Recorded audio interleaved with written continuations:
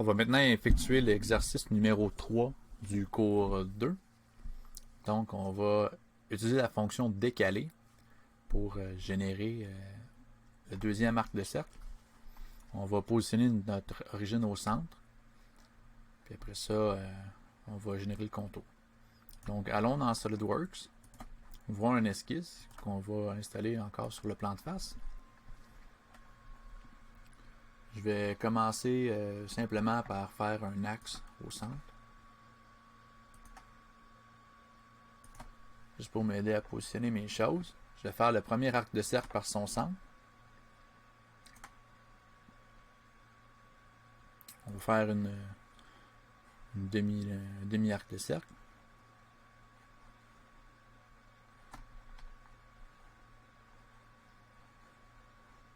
Bon.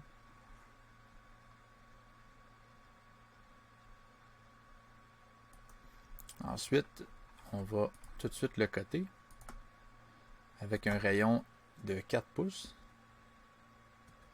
On va ensuite effectuer le décalage. On va utiliser un décalage de 1 pouce. Changer la direction.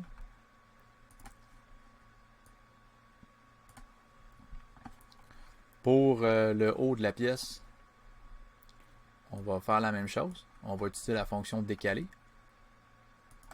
Donc, on va décaler de 1,5 pouces de part et d'autre. On va utiliser on va utiliser bidirectionnel. Donc, quand on va cliquer, il va décaler de 1,5 pouces de chaque côté.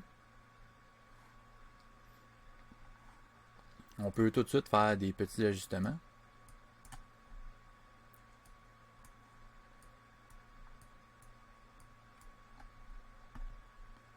Ensuite, on va créer la ligne du dessus.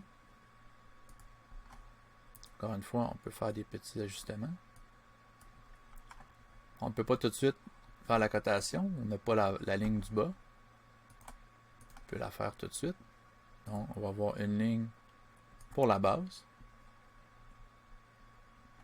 Ici, on va avoir une ligne qui descend droit de chaque côté.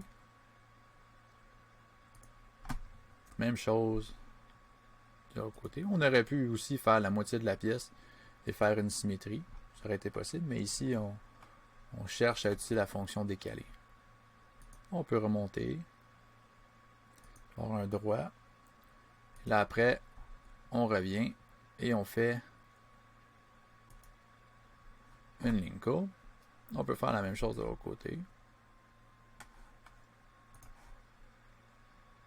On monte. On fait une ligne. Et on fait la courbe. On aurait pu aussi utiliser la fonction rayon.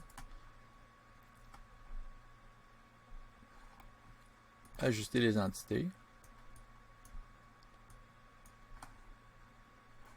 On peut tout de suite rajouter des contraintes pour s'assurer que notre géométrie va être totalement contrainte. Donc, je rajoute des tangentes.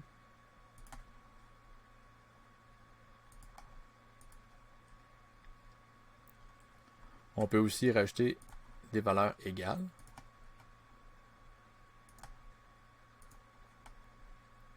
On peut y aller avec la cotation.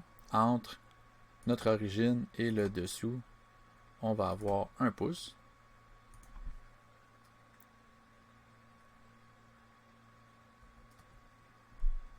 On va avoir des rayons de 0,5 de rayon.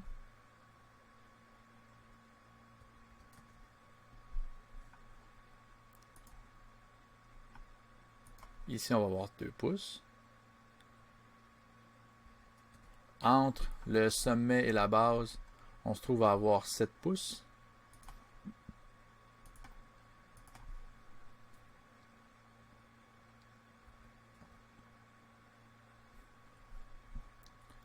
Et voilà, notre esquisse est totalement contrainte.